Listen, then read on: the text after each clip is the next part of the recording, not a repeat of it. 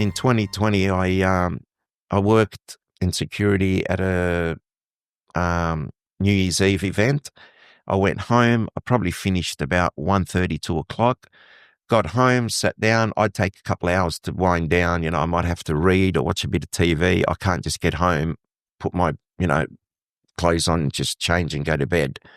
So it was, I'll never forget this. It was 4:45 and I've documented it. I even rang my niece at that time and I said to her, if something happens to me, I didn't do it to myself. I'm not self-harming. But as I'm sitting there, I had shorts on. I was wearing shorts and I was watching TV and it was 4:55 in the morning. And I felt a burning sensation, like really bad burning sensation on my right leg. And I've got a couple of tattoos on my ankles, on my calf. I've got 2 on my back and that. But as I'm sitting there, I felt on the inside of my ankle, I felt really bad burning, like, it was like acid burn. And I rubbed my hand up and down. I thought, what the hell is this, And I looked and I couldn't see anything when I looked at my leg. But when I touched my hand, it felt wet. There was moisture. And I didn't see much. And I thought, oh, okay.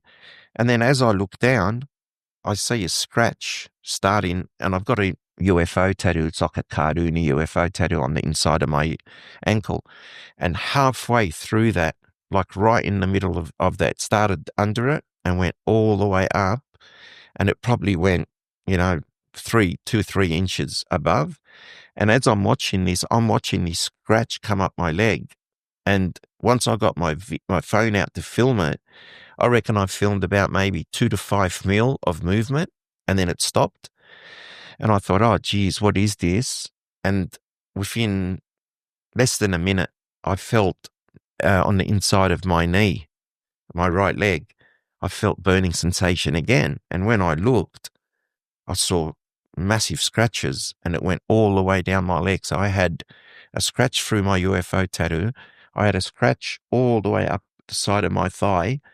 And then on the top of, like on my knee, just on the side of my knee, this is 3 different times in about a couple of minutes where I felt this burning sensation. And when I'd look, I'd see a massive scratch. And these scratches were odd. It was like, someone said to me they look like Morse code because it's a long line of dot. Yeah. Whoa. Have you? Yeah. Oh. I've got photos. I think I've sent them to you. Yeah. Have you ever tried deciphering them? No, I haven't. Maybe I'll try. Maybe, yeah. Throw it into ChatGPT or something. You never know. But so my whole left leg the next day was just, it looked like it was being slashed. Yeah. Wow. And this was on your bed, you said, or no, was it? No, this is in the lounge room. Just sitting on the couch? I'm in the TV room watching my TV, and I felt burnt. I went, whoa, what's that? What year was this? 2020. 2020. Oh, right, yeah. 1st of the 1st, yeah, 2020 at 4:55 in the morning. So the first day of the year at 5 to 5 in the morning. That year in September, on my son's birthday, the 21st, my dad passed away. So, anyway, now, 2024 last year, my partner, my new girlfriend was sitting next to me in the lounge room. We're sitting there and, again, I felt the burning sensation. And I said, hey, babe, I'm feeling that burning again, And she goes, oh, let me have a look. And she was blown away. She actually saw the scratch as it's traveling up my leg, and she got a phone to film it, and as soon as she put it to it stopped. But I'd say it was 3 or 4 scratches, but the funniest thing that I've found, it happened on the 1st of the 1st. Oh. Yeah. One was at 2020, and this was the same date. It was probably about half an hour difference in time. Yeah. So I think it was just past 5 o'clock, 20 past 5 or something. But she was sitting next to me and she was watching these scratches appear on my leg. Oh. Yeah. What do you suppose that is? Look, at first, when it first happened, I thought, had I been standing up too much at work and I got inflammation or, something like that. But it wasn't, definitely wasn't. And then when it happened 4 years later, my fear was that, oh my God, is my mum, something going to happen to my mum, because my dad passed away when I had that early in the year. Right. And I went and seen my mum a couple of days ago, and she's not looking the best. So I'm hoping we can get through and, nothing happens. But yeah, I've had these strange things that have happened to me. I had on my back, on my shoulder blade, on the left side, I had, once again, I got this burning sensation, and I was like, what the hell? And when I had a look, it was like a bite mark. Whoa. Like you can actually see the shape of a mouth, a bite mark. That's so strange. And I'm sure I sent you those photos again. Yeah. You're welcome to use them if you want to include them in Will do. when you do all this. Yeah, will do. Yeah. I've heard of that. I've heard of, there's a lot of cases of this sort of poltergeist sort of activity. And I call it poltergeist because there's no other real term for it. It's a phantom sort of something that leaves physical trace, physical markings.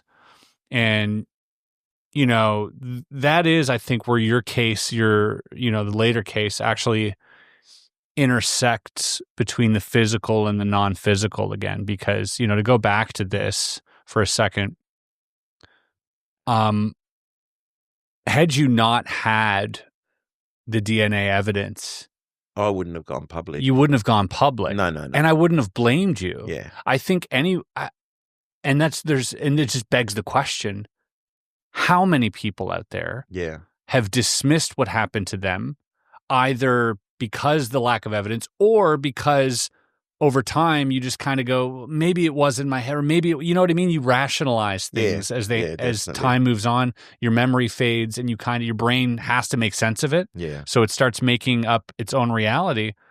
But there is a weird intersection, and even John Mack talks about this too, that people are barely ready for the physical. Wait till they hear about the non-physical shit that happens. Right, yeah. Because not only is there a non-physical, very, very present phenomenon that happens during abductions specifically, even your brother seeing your soul being transported out of the room. This type of astral body seems to be abducted just as much as the physical, if not more. Yeah, if not more. Yeah. Yeah. But then there is this weird overlap of when the non-physical affects the physical. That's right.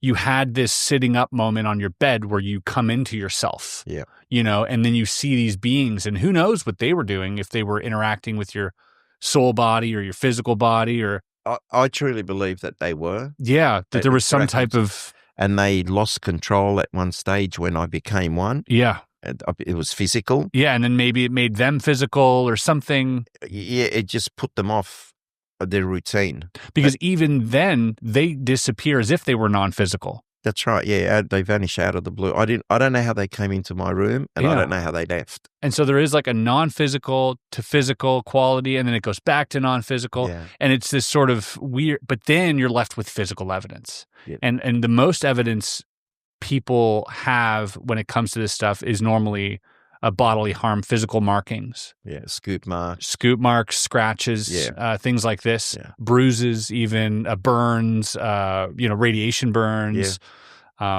sickness, implants, like all these different things. But never actual DNA.